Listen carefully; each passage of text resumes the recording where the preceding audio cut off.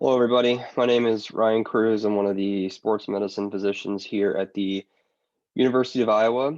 And today, we're going to talk a bit about orthobiologics and regenerative medicine, which is an up and coming newer topic that you've probably seen online and on Google and all over the place. So I thought we would chat about the different orthobiologics and regenerative medicine options that are currently out there, as well as some newer options that we currently offer here at the University of Iowa.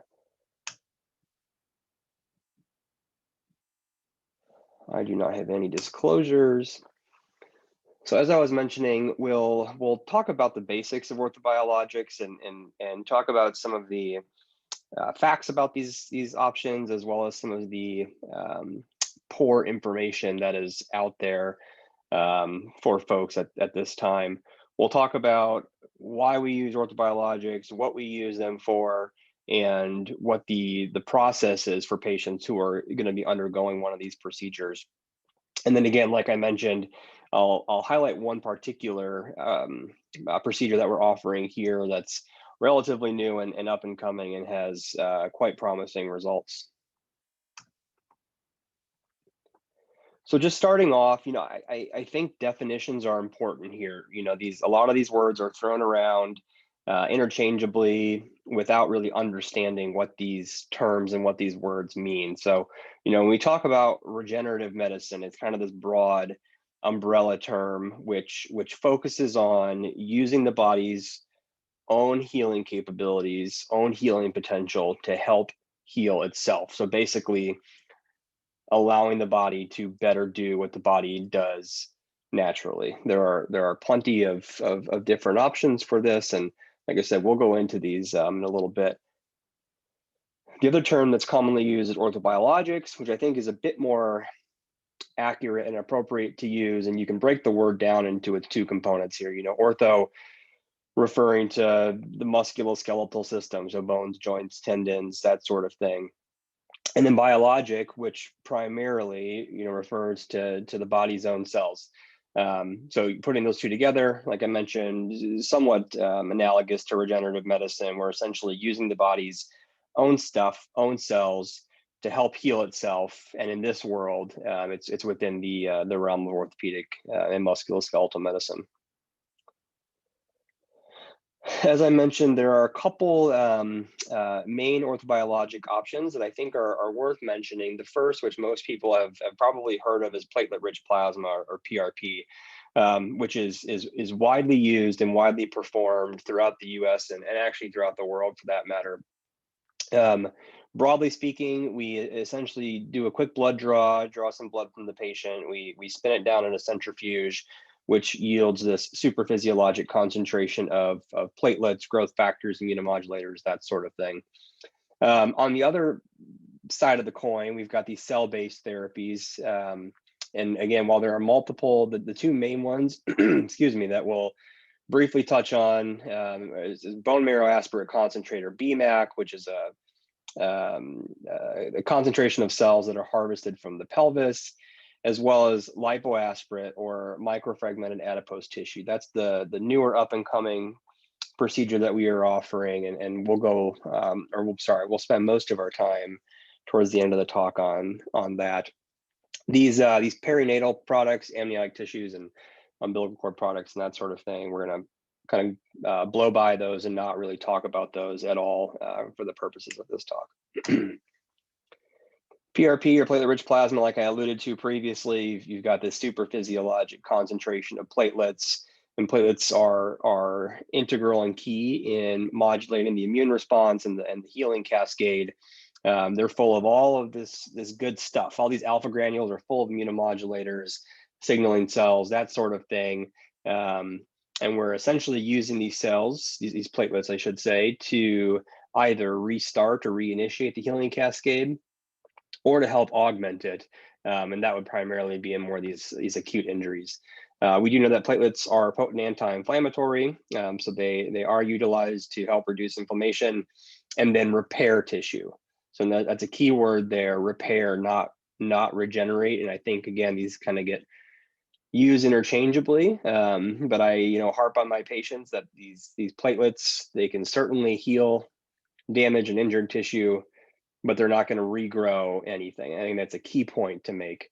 The indications for PRP, mild to moderate arthritis, yeah, primarily for large joints, tends to do really well with this. For some folks, moderate to moderate severe, in the right circumstance, we might consider utilizing that. There is absolutely no evidence, or no good evidence, I should say, that would indicate using PRP for grade 4 arthritis. I think that's just not a good idea, and it won't help the patient out. Chronic tendinosis is also a major indication for PRP. Those folks tend to do quite well with PRP. So you think of things like tennis elbow or golfer's elbow, Achilles tendinosis. Those are some of the main reasons. Main areas that we'll use PRP to treat.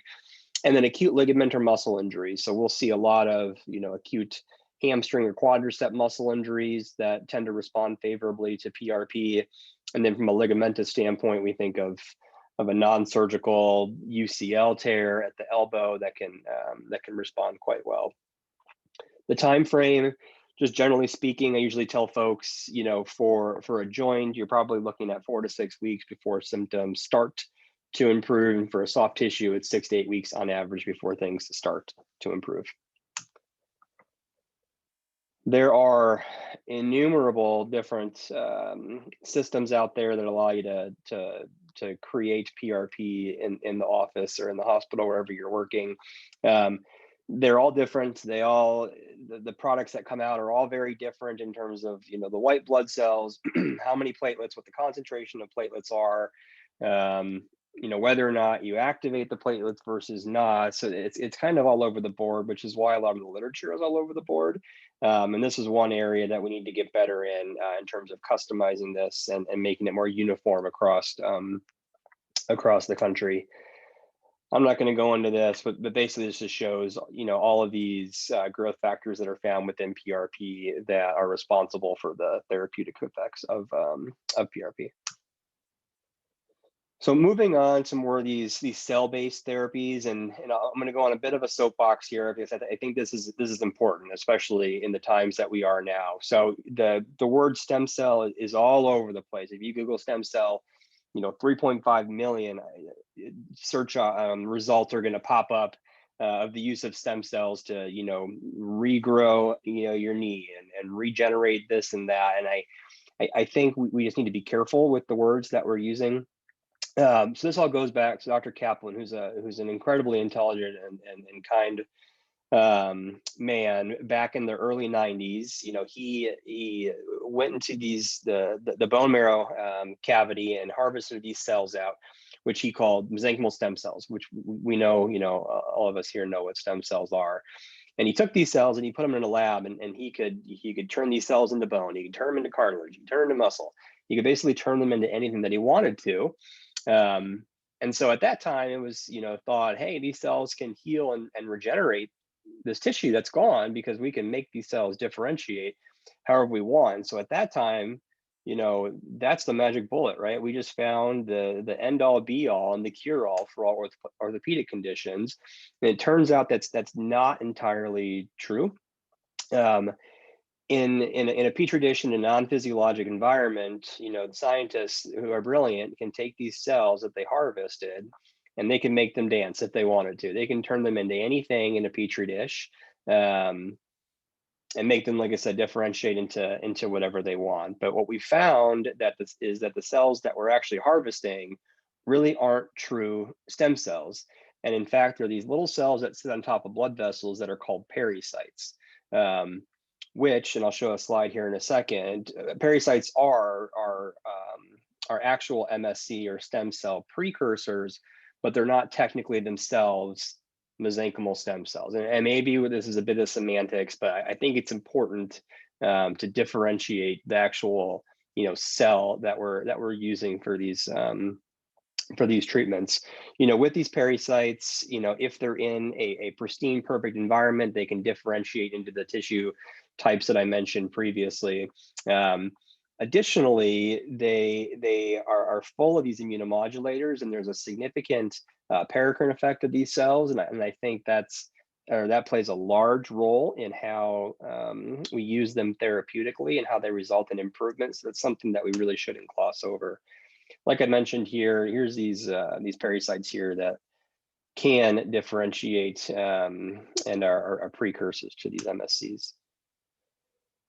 So 4 or 5 years ago, I think Dr. Kaplan, kind of came back out and said, hey, we now realize MSCs, mesenchymal stem cells, are really not these stem cells, and we should change the way we're talking about these cells. So he proposed, using the same letters, MS and C, but changing it to medicinal signaling cell.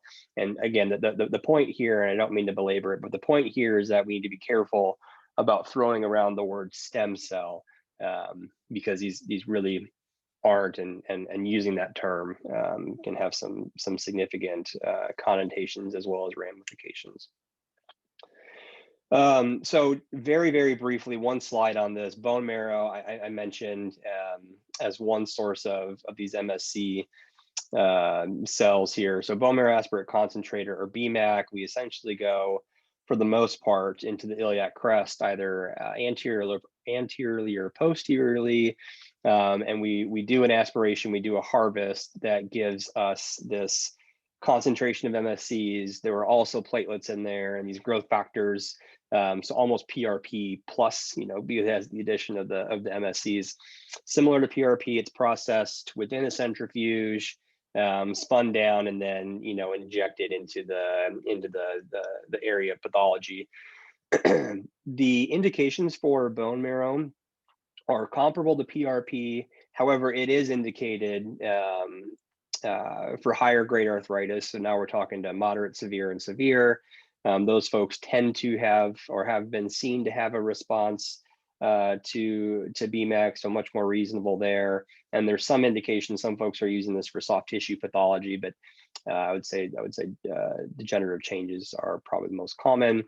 This last point here, I talk about the regenerative potential with due to the presence of MSCs, but I would really caution folks on using that word when talking about this product and the next one, and probably use the word reparative. It's a safer word. I think just keeps us out of trouble. So whenever I give these talks, I love this image. I love this movie, and this, I think, is very appropriate. So moving along from bone marrow, the next option we're going to talk about is actually fat and fat cells.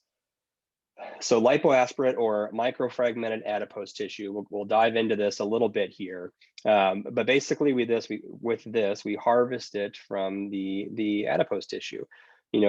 Primarily we're going to get this from the abdomen. That's where most of us carry our adipose tissue. However, in some folks, we can get it from the flanks, or the low back, or the lateral thighs. Similarly to BMAC, and at the very end, I'll make a couple quick points about some key differences. But similar to BMAC, there are the presence of these MSCs, these medicinal signaling cells, these pericytes that are harvested, and that's where primarily the therapeutic benefit comes from. In the U.S., because of FDA regulations, we can't do all the things to these cells that some of our European colleagues can. We can minimally manipulate the tissue and the cells, but that's about it. Other places can break it down enzymatically and culture expand to get a higher concentration of these cells, but at this time, that's not allowed in the U.S. And as with everything else, once we process this, we inject it into the area of pathology. So MFAT, or lipoaspirate, really kind of came to light for the most part, back in kind of 2010, 2013. That's when we first saw a couple different clinically available systems, harvesting techniques, processing techniques, and it's expanded a bit since then.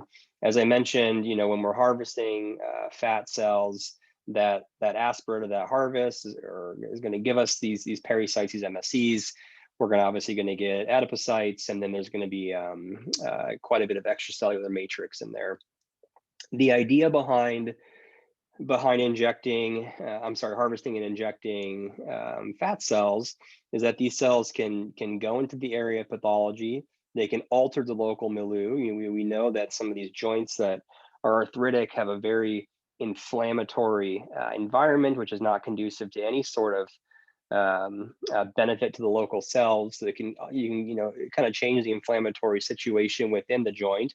It can or they can attract, again, we're talking about the paracrine effects here, it can attract and activate stem cells that are already within the region.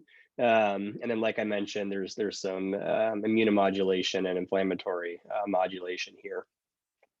The benefits, when I talk to patients about this, I say, these cells have the ability to control inflammation, and when inflammation is controlled, that helps with pain relief.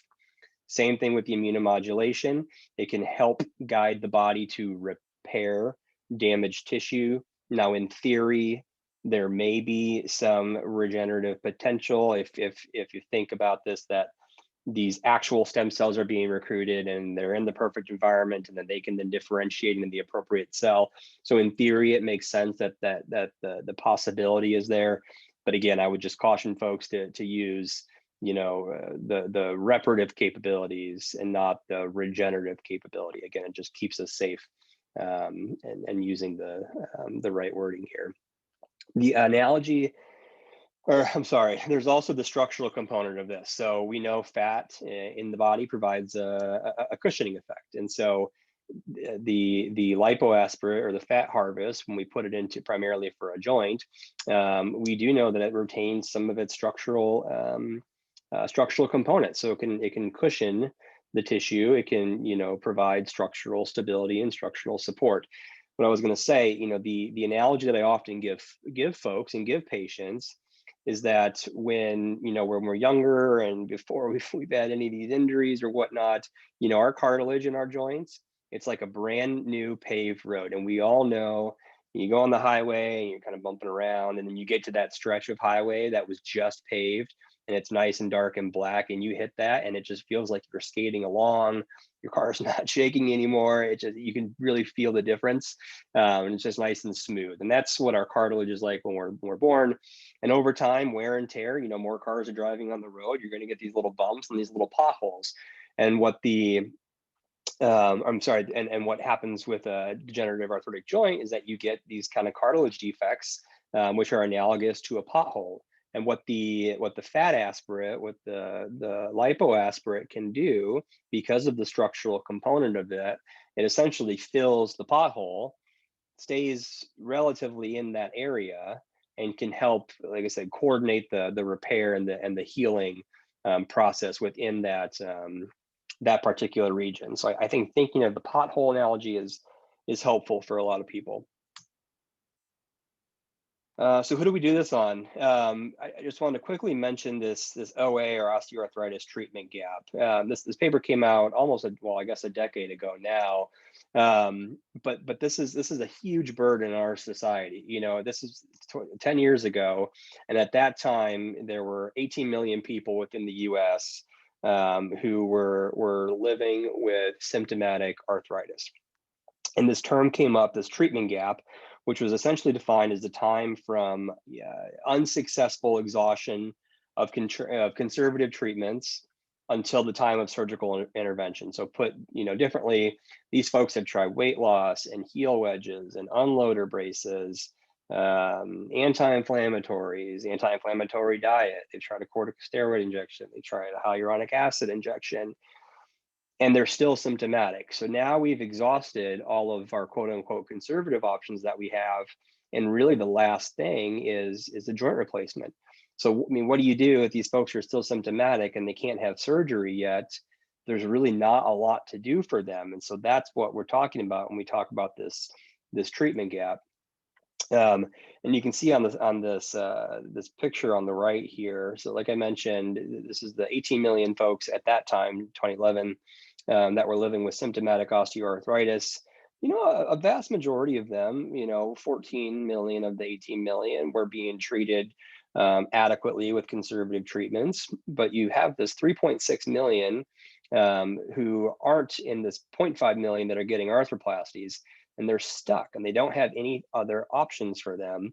And that's where some of these procedures, particularly this lipoaspirate or MFAT procedure, really kind of fills the void there.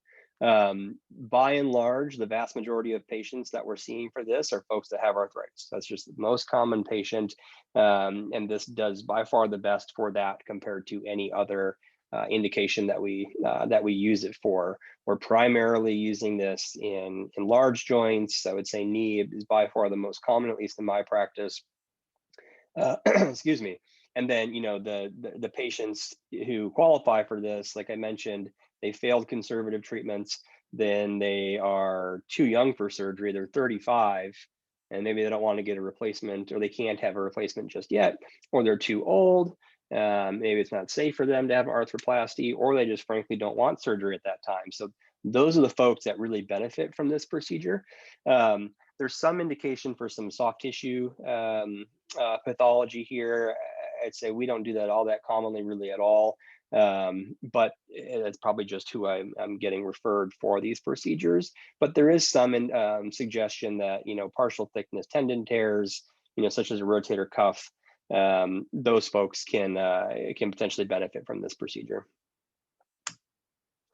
Patients are always nervous about the procedure, and I think walking them through that is often helpful. And so basically what we do, we bring the patient in, and we use local anesthetic and a little cannula, make a little nick in the skin wherever we're going to harvest.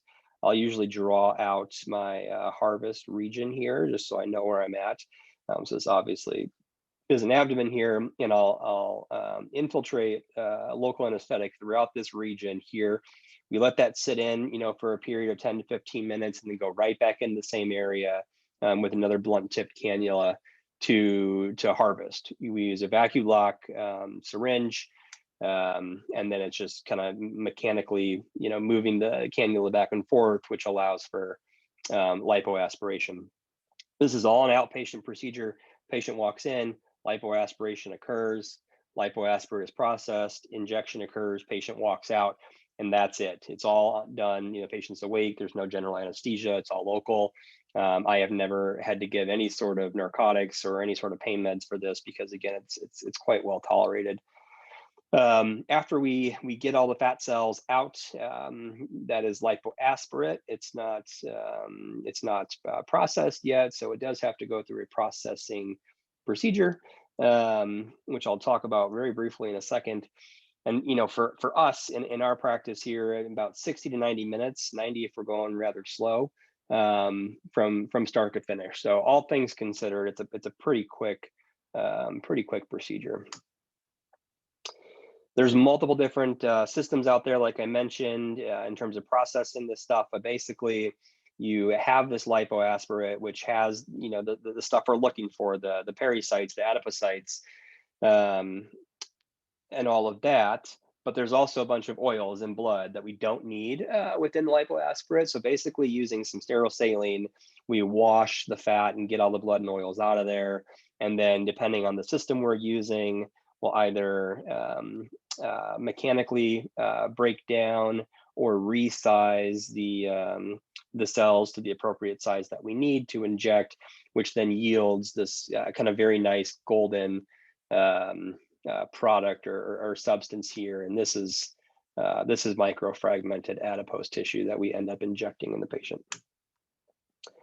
After we process it, the injection is the same that we would do for any other injection. So in our practice, everything's done under ultrasound guidance into the target of interest. This picture on the right here is a hip joint.